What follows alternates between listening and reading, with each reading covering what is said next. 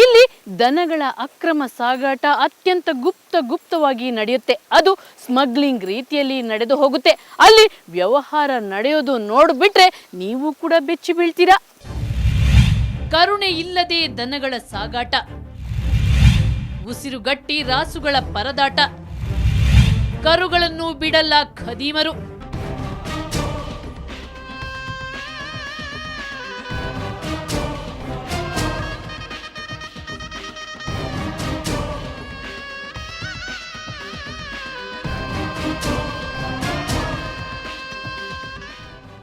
ಗೋ ಸಂತೆಯಲ್ಲಿ ಖರೀದಿಸಿದ ದನಗಳನ್ನ ಖದೀಮರು ಈ ರೀತಿ ಅಮಾನುಷವಾಗಿ ಗೂಡ್ಸ್ ಗಾಡಿಗಳಿಗೆ ತುಂಬಿಸ್ತಾರೆ.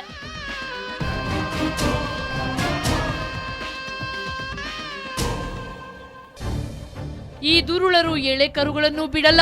ಯಾಕಂದ್ರೆ ಕರುಗಳ ಮಾಂಸಕ್ಕೆ ಭಾರಿ ಡಿಮ್ಯಾಂಡ್ ಅಂತೆ. 2 ರಿಂದ 3 ದನಗಳನ್ನ ತುಂಬಿಸೋ ವಾಹನದಲ್ಲಿ 6-7 ರಾಸುಗಳನ್ನ ಒತ್ತೊತ್ತಾಗಿ ತುಂಬಿಸಿ ಒಂದು ಗುಪ್ತವಾದ ಜಾಗಕ್ಕೆ ಕೊಂಡೊಯ್ಯುತ್ತಾರೆ.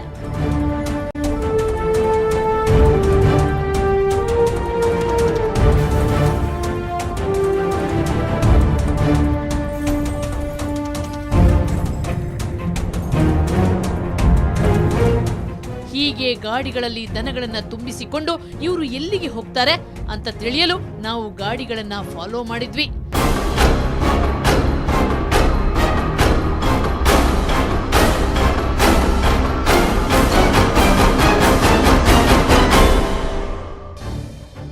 ಅವರು ಒಂದು ಗುಪ್ತವಾದ ಜಾಗದಲ್ಲಿ ಈ ರಾಸುಗಳನ್ನ ಮೇವು ನೀರು ಕೊಡದೆ ಹಗಲಿಡೀ ಕಟ್ಟಿ ಹಾಕಿದ್ರು.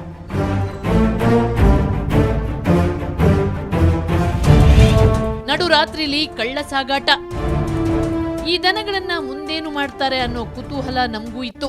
ಅದಕ್ಕಾಗಿ ನಾವು ನಡುರಾತ್ರಿಯವರೆಗೆ ಕಾದು ಕುಳಿತೆವು.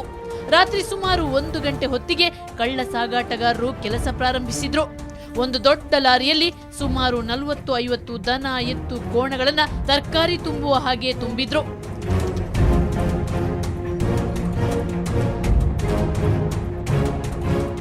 ಅತ್ತ ಕಡೆಯಿಂದ ಸಿಗ್ನಲ್ ಸಿಕ್ಕ ತಕ್ಷಣ ಕೇರಳ ಕಡೆ ಪ್ರಯಾಣ ಬೆಳೆಸಿದ್ರು.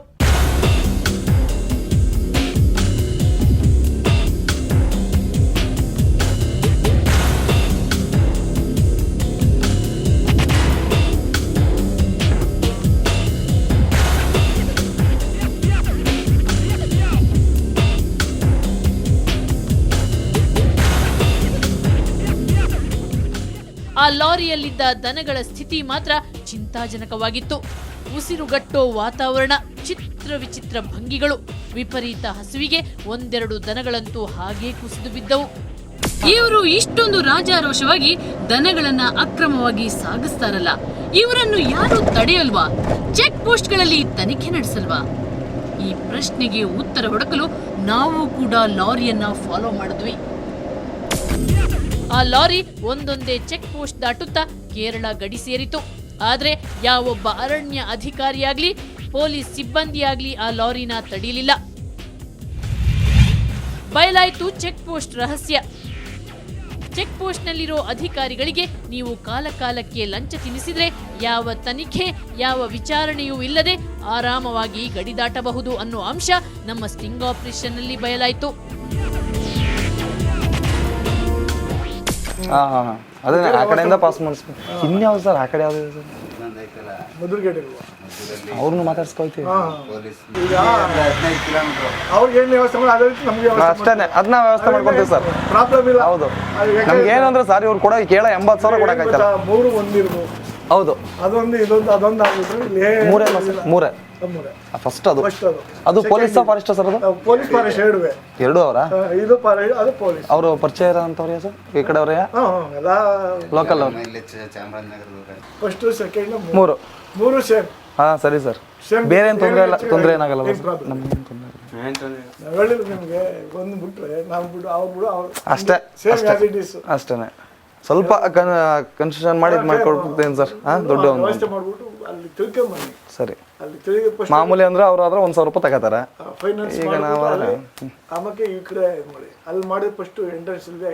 ಅದು ಏನು ಕೊಡ್ತಾರೆ ಅಷ್ಟೇ ಕೊಡ್ಕೊ ಹೋಗ್ತೀವಿ ಸರಿ ಸರ್. ನಮ್ಗೆ ಅದೇ ಮೇಯ್ನ್ ಒಂದು ಗೊತ್ತಿರಲ್ಲ ಒಟ್ಟಿನಲ್ಲಿ. ಈಗ ಗೊತ್ತಾಯ್ತು. ಅದೇ first. Okay sir, thank you sir. ಇದು ಕಳ್ಳ ಸಾಗಾಟದ ಒಂದು ದಾರಿಯಾದ್ರೆ ಇನ್ನೊಂದು ವಿಕೃತ ವಿಧಾನ ಇದೆ.